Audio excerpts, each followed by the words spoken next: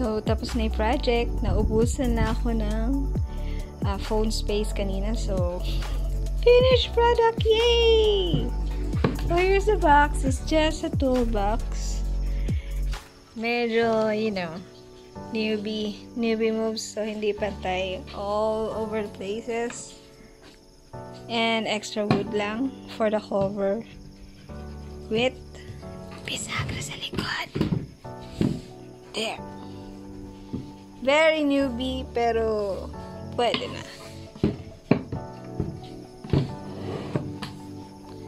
And toolbox. Ganun siya. So, all the tools inside. Lahat ng tools inside. And, lalagay lang namin dun. And, there we go. Hi, logo.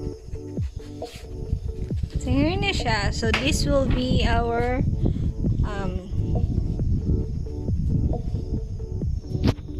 so, this is our work table. Reuse old painting table siya. So, yeah.